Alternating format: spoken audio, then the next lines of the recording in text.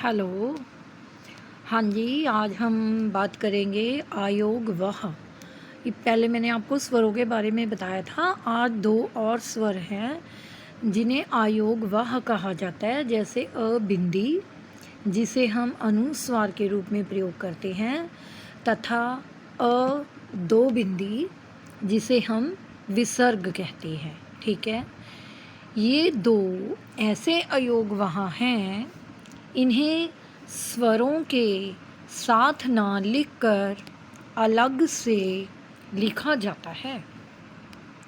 कहने का भाव, आयोग वहाँ जो कि प्रयोग में बहुत कम मतलब स्वरों के रूप में कम होते हैं, ये बिंदी के रूप में प्रयोग होते हैं। जैसे अबिंदी अनुस्वार कहलाता है। अनु, जिससे आपको पता ही चल रहा है कि बहुत छोटा भाग, बहुत छोटे रूप में स्वर, तथा दो बिंदी यानी विसर्ग, जो कि एक संस्कृत में प्रयोग होता है। इन्हें स्वरों के साथ ना लिखकर अलग से लिखा जाता है। ठीक है, अब हम सबसे पहले अबिंदी यानी कि अनुस्वार के बारे में बात करेंगे। यह नासिकीय व्यंजन है। ठीक है, अर्थात इसका जो उच्चारण है उसमें वायु मुख और नासिका दोनों से बाहर आती है। ठीक है, आपको समझ आई कि जो अबिंदी है वो अनुस्वार, यह नासिकीय व्यंजन है। नासिकीय यानी नाक से निकलने वाली, जो वायु का दबाव है वो नाक से निकलेगा, तथा इसका उच्चारण में वायु मुख से भी आएगी और नासिका दोनों से बाहर आती है। सभी वर्गों का पांचवा व्यंजन। अब आप कहोगे कि मैंने आपको वर्ग करवाए थे ना, क से लेके म तक जो सभी अक्षर होते हैं वो व्यंजन होते हैं। उनमें जो पांचवें नंबर पर जो सीधी ऐसे लाइन होती है, जो ऐसे लाइन जाती है, उसे पांचवी लाइन कहते हैं। जैसे ड बिंदी, अण, न, न, म। इसे अब बिंदु के रूप में लिखा जाता है। ठीक है, इन्हें नासिका व्यंजन कहा जाता है। अनुस्वार यानी अबिंदी अनुस्वार, बिल्कुल अनु मैंने छोटा स्वर, बिल्कुल ना बराबर बिंदी के रूप में प्रयोग होने वाला। ध्यान देने योग्य ये बात है कि ये नासिकाय व्यंजन है, यानी नाक, इसका जो उच्चारण है नासिका और मुख से बाहर आता है। ठीक है, जो वायु है। और जैसे मैं इसको उदाहरण के रूप में बताती हूँ, जैसे अंक, अ और क के बीच में ये जो बिंदी है ये अनुस्वार है, लेकिन इसे पहले मतलब अगर हम देखें, क्योंकि जो भाषा है वो हर पल परिवर्तित होती रहती है, नया रूप लेती रहती है, परिवर्तनी नियम भी है कि हमें समय के अनुसार बदलना चाहिए। तो लेकिन वो पहले अ, ड, हलंत बिंदी क, अंडक, ऐसे मतलब इसको ड बिंदी जो है ये बिंदी का रूप ले गया और ये अंक बोला जाता है। ठीक इसी तरह दूसरा जो है अण, चंचल, इसमें जो अण है आपको दिखाई दे रहा होगा, ये बिंदी के रूप में आ गया है। अब हम इसे चंचल बोलते हैं। ऐसे लिखने में ऐसे प्रयोग कम किया जाता है, लेकिन अगर आप पुराने टाइम की हिंदी की पुस्तकें, पुराने ज़माने में लिखी हुई पुस्तकों को अगर देखेंगे तो उसमें ऐसे ही प्रयोग किया गया होता है। अगला अक्षर है हमारा पंडित।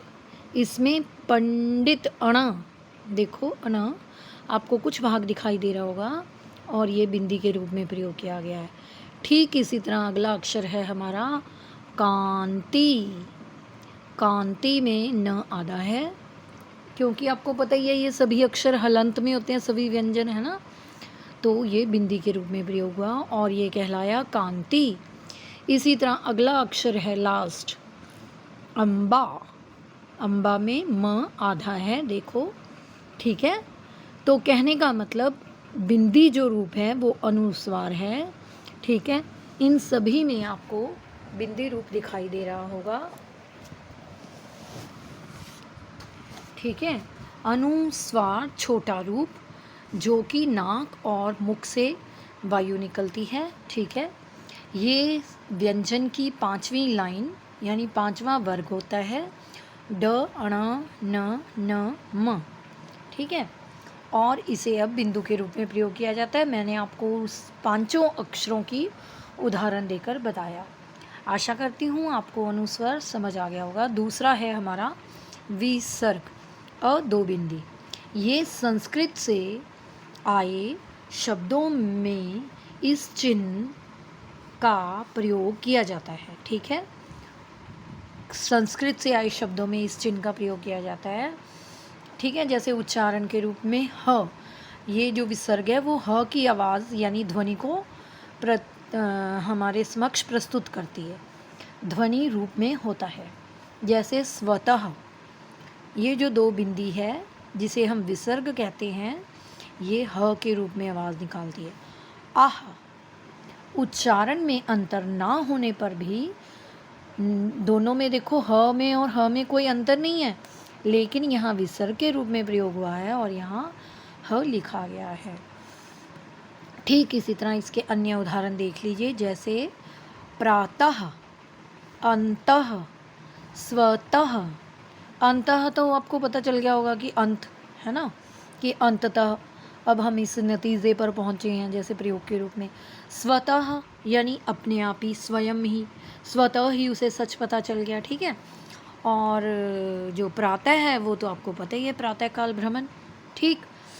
आज मैंने 2 स्वर जो कि प्रयोग में बिल्कुल ना के बराबर होते हैं, बिंदी रूप में प्रयोग होने लगे हैं, लेकिन इन्हें लिखित रूप में नहीं प्रयोग किया जाता, यानी बिंदी नहीं लिखा जाता, दो बिंदी नहीं लिखा जाता, इन्हें मात्राओं के रूप में प्रयोग किया जाता है।